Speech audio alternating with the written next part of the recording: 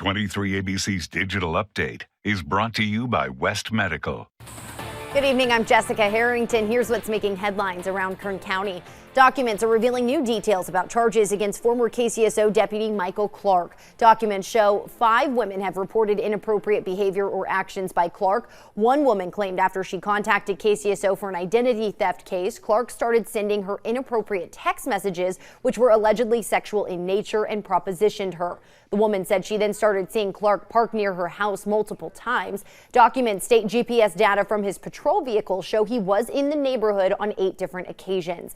In another document, a woman came forward after she saw Clark on the news. She claims Clark groped her inappropriately while searching her before he took her to jail. The document states she told her fiance over the jail phone, who then reported it to Internal Affairs. Clark was placed on administrative leave back in October, and last December, KCSO said he was no longer with the department. He's due back in court June 18th. The county's low-barrier shelter in Central Bakersfield is set to open tomorrow. The facility, operated by the Community Action Partnership of Kern, has had to make changes due to the COVID-19 pandemic. Instead of housing 50 individuals on the first day, they're limiting the number of people to 25 so that everyone can practice social distancing. Officials say not just anyone can walk into the facility for services. Instead, they have to be referred by community outreach teams. The facility is receiving both male and female residents, and they just have to be 18 years or older. They are allowed to bring personal possessions and pets, and they can come and go as they please, but there is a curfew. For more information on the new site, head to our website, turnto23.com.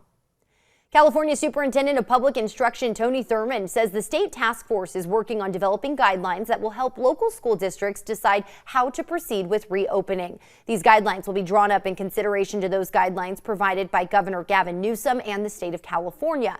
Thurmond went on to add individual school districts will determine when and how they will reopen. He says in some cases, districts are considering different shifts that will reduce class sizes. Some school districts may employ hybrid models with a mix of in-class and remote education.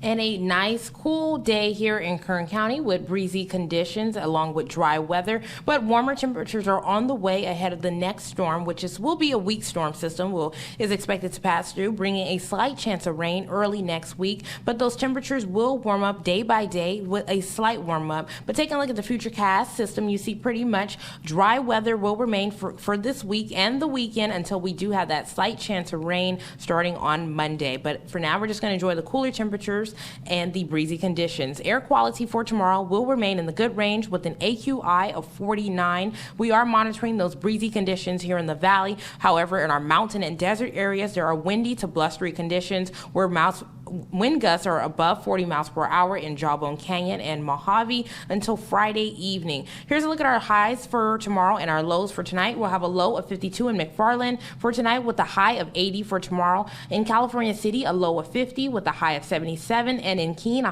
a low of 52 with a high of 74. Still, dry weather remains for this week and the weekend until that storm system will pass through on Monday, bringing just a slight chance of rain with 10% chance on Monday, and by Tuesday, 20%, but it'll decrease by Wednesday back to 10% chance of rain. But temperatures will be warming up day by day. By Saturday, we'll see a high of 88, and Sunday, a high of 89 here in the valley. In our mountain areas, temperatures are cool as well compared to what we saw last week. Kern River Valley, your high for tomorrow is 70. Tehachapi, you'll have a high of 62, and Fraser Park, a high of 61. That's your latest news and weather update. For the latest news anytime, be sure to log on to our website, turnto23.com.